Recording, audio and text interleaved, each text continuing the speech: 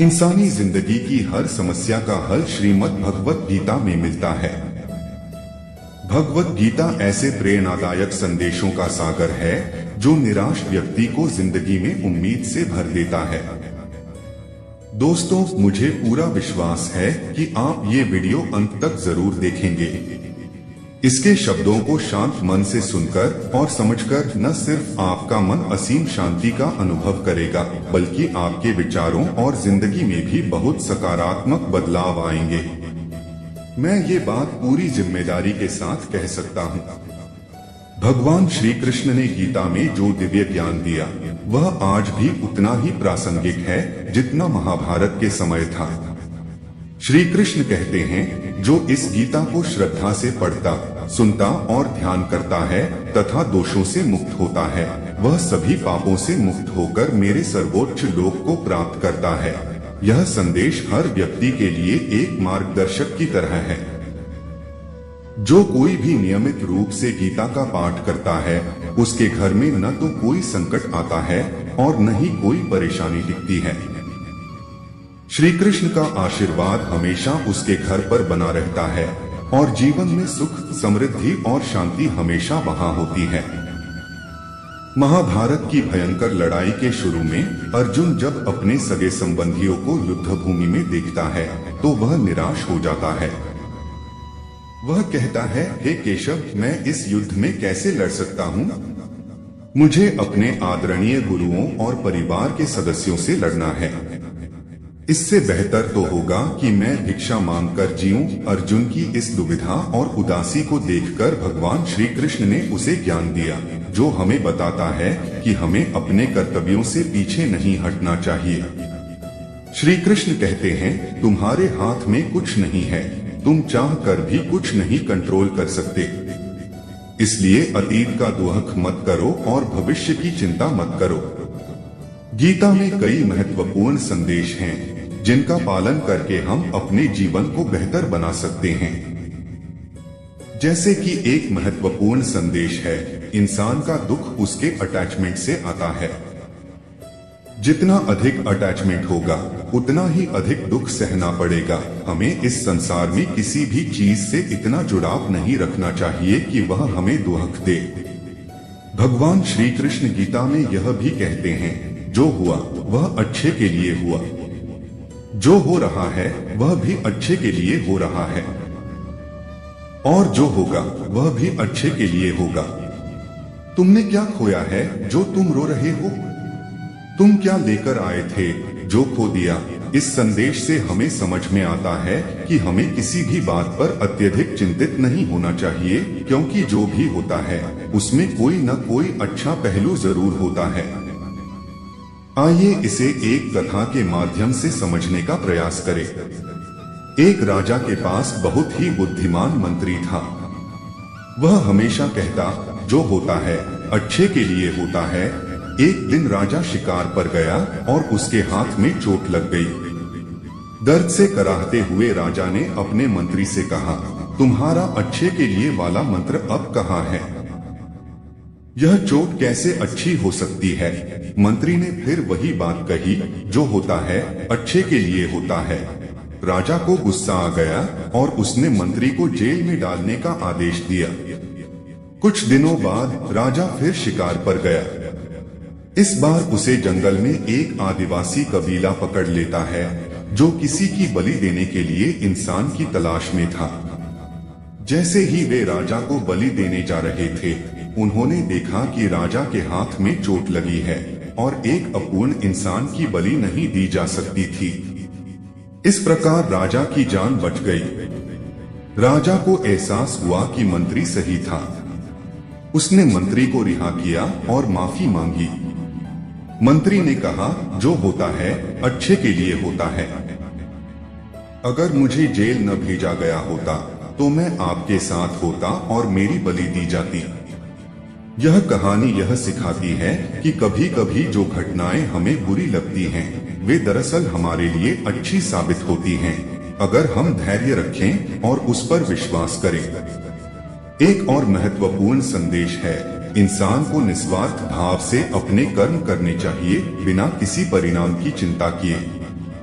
कर्म करना ही हमारे हाथ में है, फल की चिंता करना नहीं। अगर हम अपने काम में खुश रहते हैं और नतीजों की चिंता नहीं करते तो जीवन में शांति और संतोष का अनुभव करते हैं।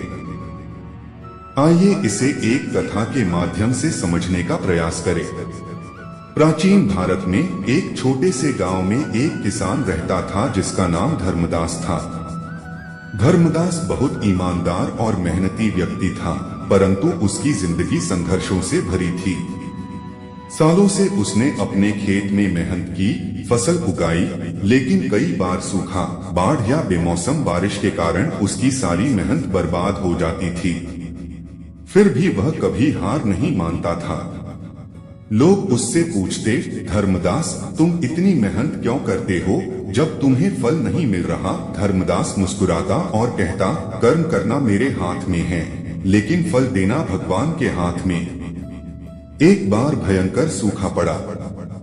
गांव के अधिकांश किसान हताश हो गए और उन्होंने खेती छोड़ दी। वे अपने परिवार को खिलाने के लिए दूसरे कामों में लग गए, लेकिन धर्मदास ने अपनी खेती जारी रखी। उसने अपने खेत को तैयार किया, बीज बोए और हर दिन अपने खेत में पानी डालने की कोशिश करता रहा, चाहे पानी बहुत कम क्यों न हो। उसके पड़ोसी उसे मूर्ख समझने लगे। वे कहते, तुम्हारी सारी मेहनत व्यर्थ जा रही है, यह फसल नहीं उगने वाली। लेकिन धर्मदास ने उनकी बातों की परवाह नहीं की और अपने कर्म में लगा रहा। कुछ महीनों बाद एक चमत्कार हुआ। एक दिन अचानक से बारिश हुई और उस बारिश ने खेतों को जीवन दान दे दिया। जबकि बाकी किसानों ने अपनी जमीनों को बंजर छोड़ दिया था, धर्मदास का खेत अब हरे भरे पौधों से लहलहा रहा था। उसकी मेहनत रंग लाई और उसने अच्छी फसल काटी। पूरे गांव में सिर्फ धर्मदास के पास ही अनाज था। अब वही लोग जो उसे ताने मारते थे उसके पास मदद मांगने आए। धर्मदास ने उदारता से सबको अनाज दिया और कहा, यह फसल सिर्फ मेरी नहीं, यह सबकी है। भगवान ने मुझे सिर्फ एक माध्यम बनाया है। जब लोग उससे पूछते कि उसने हार क्यों नहीं मानी, तो वह कहता, मेरा काम कर्म करना है और मैंने अपना काम किया। परिणाम देना भगवान का काम है और भगवान ने हर किसी के लिए सही समय पर सही फल दिया। इस कहानी से हमें यह सीखने को मिलता है कि कर्म का फल चाहे जब भी मिले, हमें कर्म करने से पीछे नहीं हटना चाहिए। धर्मदास ने निस्वार्थ भाव से अपना कर्म किया और परिणाम की चिंता नहीं की। यही है भगवद गीता का संदेश, कर्म करते रहो, फल की चिंता मत करो। श्री कृष्ण यह भी कहते हैं, संसार में कोई भी व्यक्ति उस इंसान से अमीर नहीं है जिसने अपने मन को शांत रखना सीख लिया है। यह संदेश हमें सिखाता है कि मानसिक शांति से बड़ा कोई धन नहीं है। इसलिए हमें हमेशा अपने मन को नियंत्रण में रखना चाहिए और उसे भटकने नहीं देना चाहिए। इसके साथ ही श्री कृष्ण यह भी बताते हैं कि मनुष्य का सबसे बड़ा दुश्मन उसका अपना मन है।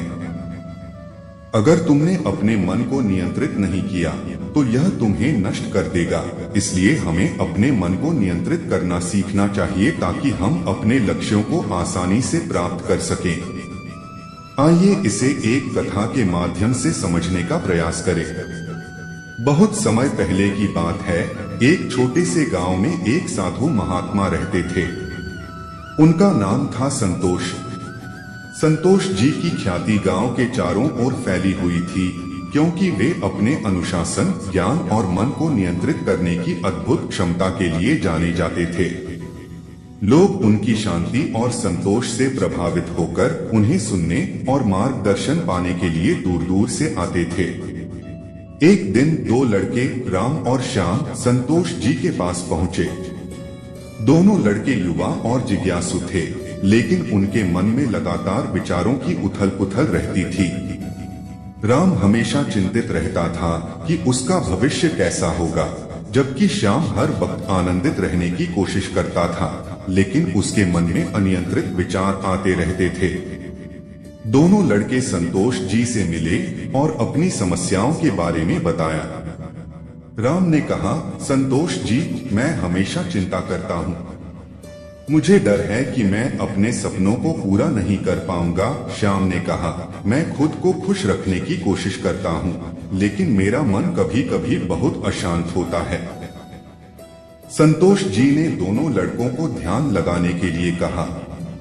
उन्होंने उन्हें पास के एक तालाब के किनारे बैठने के लिए कहा और ध्यान की विधि सिखाई। जब तुम ध्यान करोगे तो तुम अपने मन की अशांति को कम कर पाओगे। ध्यान से तुम्हारा मन नियंत्रित होगा और तुम अपनी चिंताओं से मुक्त हो जाओगे, संतोष जी ने कहा। पहले दिन लड़के ध्यान करने लगे, लेकिन शुरुआत में उन्हें अपने मन को नियंत्रित करने में कठिनाई हुई। राम ने कहा, मेरे मन में अभी भी बहुत सारे विचार चल रहे हैं। श्याम ने कहा, मैं शांत रहना चाहता हूँ, लेकिन मेरे मन में बहुत हलचल है। संतोष जी ने मुस्कुराते हुए कहा, यह स्वाभाविक है, तुम्हें अभ्यास करना होगा। मन को नियंत्रित करना कोई आसान काम नहीं है। यह एक कला है जिसे तुम धीरे धीरे सीखोगे। कुछ दिनों के बाद संतोष जी ने दोनों लड़कों को एक चुनौती दी। उन्होंने कहा, मैं तुम्हें 1 महीने का समय देता हूँ। इस दौरान तुम रोज 1 घंटा ध्यान करो और अपनी मन की स्थिति का अवलोकन करो। उसके बाद तुम अपनी चिंताओं और अशांति को नियंत्रित करने के तरीके के बारे में अपने अनुभव साझा करो। राम और श्याम ने यह चुनौती स्वीकार की। पहले हफ्ते में वे बहुत संघर्ष कर रहे थे। राम को लगातार अपनी भविष्य की चिंताओं से जूझना पड़ा, जबकि श्याम को अपने मन की चंचलता पर काबू पाने में कठिनाई हो रही थी। लेकिन उन्होंने हार नहीं मानी। उन्होंने संतोष जी के निर्देशों का पालन किया और रोजाना ध्यान करते रहे। धीरे धीरे उन्हें अपने मन को नियंत्रित करने के तरीके समझ में आने लगे। राम ने पाया कि जब वह अपने वर्तमान क्षण पर ध्यान केंद्रित करता है तो उसकी चिंताएं धीरे धीरे कम होने लगी। उसने अपने सपनों को पूरा करने की प्रक्रिया पर ध्यान केंद्रित किया और अपनी मेहनत पर भरोसा किया। वहीं श्याम ने यह समझा कि खुश रहने के लिए आवश्यक नहीं है कि उसके मन में विचारों का कोई अंत न हो। उसने सीखा कि विचारों को आना जाना है, लेकिन उन्हें अपने ऊपर हावी होने से रोकना उसकी जिम्मेदारी है। उसने अपनी पसंद के सकारात्मक विचारों को चुनने और नकारात्मक विचारों को दूर करने का अभ्यास किया। एक दिन एक गांव में बहुत बड़ा मेला लगा। राम और श्याम ने सोचा कि यह एक अच्छा अवसर है अपनी मेहनत का परीक्षण करने का। मेले में उन्होंने अपनी भावनाओं और मन की स्थिति को नियंत्रित करने की कोशिश की। राम ने देखा कि जब वह उत्साहित होता है तो उसके मन में चिंता की भावना आती है।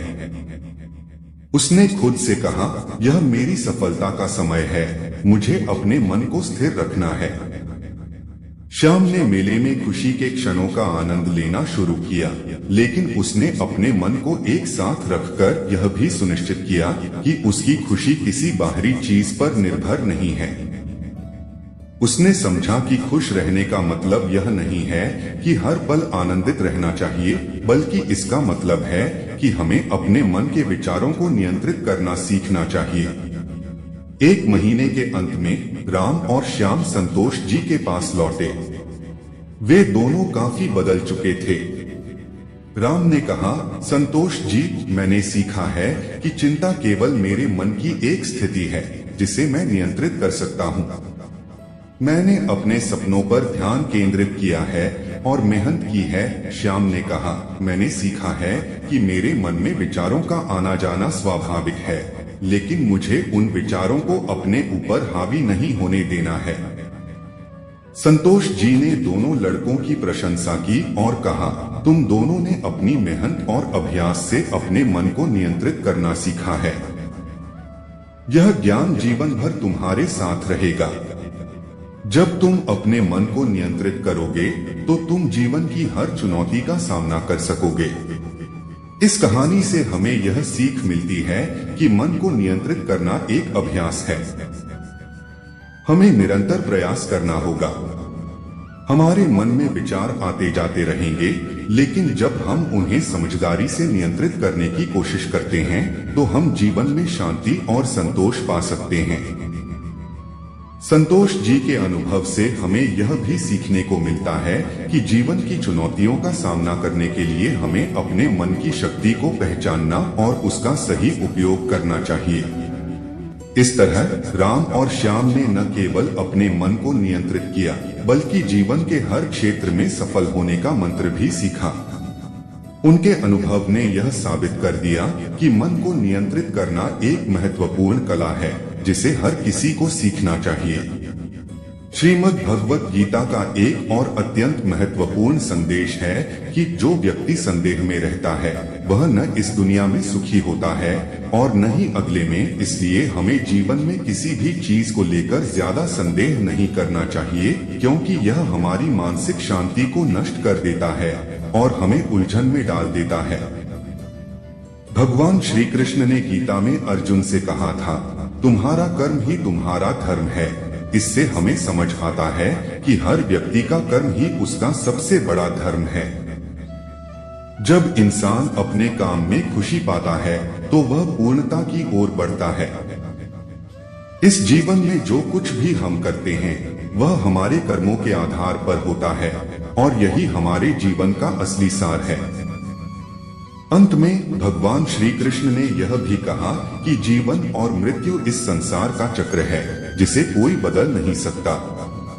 आत्मा न तो जन्म लेती है और न ही मरती है। जैसे एक आदमी अपने पुराने कपड़े उतारकर नए कपड़े पहनता है, वैसे ही आत्मा पुराने शरीर को छोड़कर नया शरीर धारण करती है। इस सत्य को समझकर हमें बिना किसी भय के अपने जीवन को जीना चाहिए। हाँ, इसे और लंबा और विस्तृत किया जा सकता है। मैं इसे एक एक पल में विस्तार से बताता हूँ ताकि हर क्षण को गहराई से समझा जा सके। एक समय की बात है, एक छोटे से गांव के किनारे पर हरी भरी पहाड़ियों के बीच एक साधारण सा किसान रहता था। उसका नाम मोहन था। मोहन अपनी सादगी और मेहनत के लिए पूरे गांव में जाना जाता था। उसके दिन की शुरुआत सूरज उगने से पहले हो जाती थी, जब अधिकांश लोग अभी अपने बिस्तर में होते थे। मोहन का जीवन कठिनाई भरा था, लेकिन उसकी मेहनत और संकल्प अद्वितीय थे। हर रोज वह अपने खेतों में जाता, बीज बोता और फसल उगाने की पूरी कोशिश करता। वह जानता था कि मेहनत से ही जीवन चलता है। सालों से मोहन इसी तरह खेतों में मेहनत कर रहा था, लेकिन उसकी फसलें बहुत अच्छी नहीं हो रही थीं। गांव के अन्य किसान उसे देखकर उसकी हिम्मत की दाद देते थे, लेकिन साथ ही कुछ लोग उससे मजाक भी करते थे। तुम तो इतने सालों से मेहनत कर रहे हो, लेकिन देखो न, तुम्हारी फसलें कुछ खास नहीं उगती। एक किसान ने कहा, शायद तुम्हें खेती के तरीके बदलने चाहिए। मोहन का मन थोड़ा टूटा, लेकिन उसने कभी हार नहीं मानी। वह हर दिन सूरज के साथ उठता और खेत में जाकर काम करता, परंतु हर दिन की थकान उसके चेहरे पर साफ दिखने लगी थी। फसलें बिखरी, छोटी और कमजोर हो रही थीं। मोहन का आत्मविश्वास धीरे धीरे कम हो रहा था और वह सोचने लगा कि उसकी मेहनत शायद बेकार जा रही है। एक दिन मोहन अपने खेत में काम कर रहा था जब एक संत वहां से गुजर रहे थे। संत का चेहरा शांति और तेज से भरा हुआ था। उनका सिर सफेद बालों से घिरा हुआ था और उनके हाथों में एक छोटी सी छड़ी थी। उनकी आंखों में गहरा ध्यान और सच्चाई झलक रही थी। उन्होंने दूर से ही मोहन की स्थिति को भांप लिया। संत ने मोहन को देखा और उसके पास जाकर पूछा, बेटा, तुम्हारे चेहरे पर चिंता की लकीरें क्यों हैं? तुम इतने मेहनती दिखते हो, फिर भी कुछ बोझ महसूस कर रहे हो। मोहन ने संत को प्रणाम किया और अपने दिल की बात बताई। संत जी, मैं पिछले कई सालों से मेहनत कर रहा हूँ। खेत में बीज बोता हूँ, फसलों की देखभाल करता हूँ, लेकिन मेरी फसलें कभी अच्छी नहीं हो पाती। मुझे समझ नहीं आता कि मेरी मेहनत क्यों रंग नहीं ला रही। संत ने गहरी सांस ली और मोहन को शांत स्वर में कहा, आओ इस पेड़ के नीचे बैठते हैं। तुम्हारी समस्या का समाधान एक कहानी में छिपा है। संत ने एक बड़े मजबूत पेड़ की ओर इशारा करते हुए कहा, क्या तुम इस विशाल पेड़ को देख रहे हो? यह हमेशा से इतना बड़ा नहीं था। वर्षों पहले यह भी सिर्फ एक छोटा सा बीज था। जब यह बीज पहली बार धरती के गर्भ में बोया गया तो इसे एक लंबा समय लगा जड़ें जमाने में। जमीन के ऊपर कुछ भी नहीं दिखाई देता था, लेकिन धरती के नीचे इस बीज की जड़ें गहरी और मजबूत होती जा रही थीं। लोग सोचते थे कि यह बीज अब कभी अंकुरित नहीं होगा, लेकिन असल में यह अपनी नींव तैयार कर रहा था। और जब उसकी जड़ें इतनी मजबूत हो गईं कि वह ऊपर की ओर बढ़ सके, तभी वह पेड़ का रूप लेने लगा। अगर इसने बिना नींव के जल्दी से बढ़ने की कोशिश की होती तो यह कभी भी इस विशाल आकार तक नहीं पहुंच पाता। मोहन ध्यान से संत की बात सुन रहा था। संत ने आगे कहा, तुम्हारे साथ भी ऐसा ही हो रहा है। तुम मेहनत कर रहे हो और अभी तुम्हारी मेहनत की जड़ें धरती के नीचे गहरी हो रही हैं। तुम्हें अभी परिणाम नहीं दिख रहे हैं, लेकिन इसका मतलब यह नहीं है कि तुम्हारी मेहनत व्यर्थ जा रही है। जब समय आएगा, तुम्हारी सफलता भी उसी तरह फलेगी और फूलेगी जैसे यह पेड़। मोहन की आंखों में अब थोड़ी सी चमक आ गई थी। वह सोचने लगा कि उसने कभी इस दृष्टिकोण से अपनी स्थिति को नहीं देखा था। संत ने उसे बताया, जीवन में धैर्य सबसे महत्वपूर्ण गुण है। जिस तरह बीज को बढ़ने के लिए समय चाहिए होता है, उसी तरह हमें भी अपने जीवन में धैर्य रखना चाहिए। हर चीज का सही समय होता है। अगर तुम आज धैर्य नहीं रखोगे तो कल की सफलता का आनंद नहीं ले पाओगे। संत की बातें मोहन के दिल में गहरे उतर गईं। उसने महसूस किया कि धैर्य ही उसकी असली ताकत होनी चाहिए। उसे अपनी मेहनत पर विश्वास रखना चाहिए और समय आने पर उसकी फसलें भी भरपूर होंगी। अगले दिन से मोहन ने नई ऊर्जा और उम्मीद के साथ खेत में काम करना शुरू किया। वह अब अपनी फसलों के बढ़ने के लिए उतावला नहीं था। उसने संत की बातों को ध्यान में रखते हुए हर काम को धैर्यपूर्वक करना शुरू किया।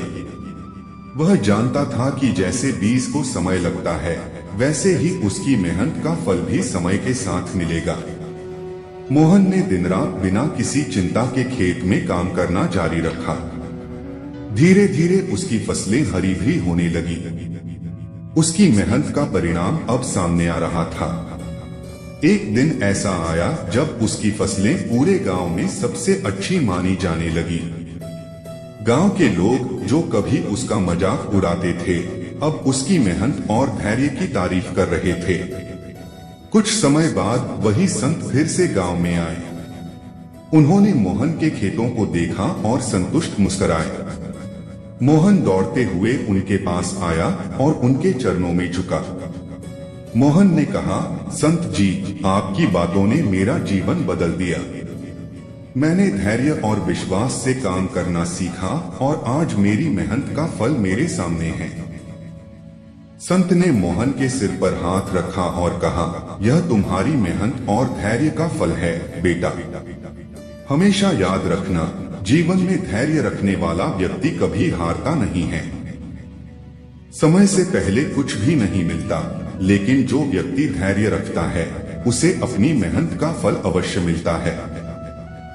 इस कथा का मुख्य संदेश यही है कि जीवन में हर चीज का सही समय होता है। जब हम धैर्य और विश्वास के साथ अपने काम को करते हैं तो परिणाम भी उसी तरह से आता है जैसे एक बीज समय लेकर बड़ा पेड़ बनता है। कभी कभी हमें लगेगा कि हमारी मेहनत व्यर्थ जा रही है, लेकिन असल में हम अपनी जड़ों को मजबूत बना रहे होते हैं। धैर्य ही वो गुण है जो हमें जीवन की कठिनाइयों में भी टिके रहने की ताकत देता है।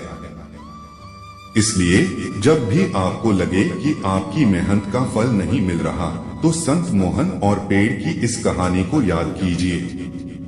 धैर्य और विश्वास से आप भी अपनी सफलता के बड़े पेड़ को उगा सकते हैं। आप सभी से निवेदन है कि अपने जीवन में धैर्य और संयम बनाए रखें और अपनी मेहनत का फल अवश्य मिलेगा। समय जरूर लगेगा, लेकिन जो व्यक्ति अपने प्रयासों पर विश्वास करता है वह हमेशा सफल होता है। तो दोस्तों, इन संदेशों को समझें और अपने जीवन में उतारें। श्रीमद् भगवत गीता हमें सही तरीके से जीवन जीने का मार्ग बताती है और हमें आत्मज्ञान की ओर ले जाती है। इसे पढ़कर और सुनकर हम अपने जीवन में शांति और संतुलन पा सकते हैं और यही इस जीवन का सबसे बड़ा लक्ष्य होना चाहिए। अगर आपको यह कहानी और विचार पसंद आए हों तो इसे दूसरों के साथ जरूर साझा करें ताकि और लोग भी इस प्रेरणा को अपने जीवन में अपना सकें। धन्यवाद, आपका धन्यवाद। और ऐसे ही और भी प्रेरणादायक कहानियों और विचारों के लिए चैनल को सब्सक्राइब करना न भूलें।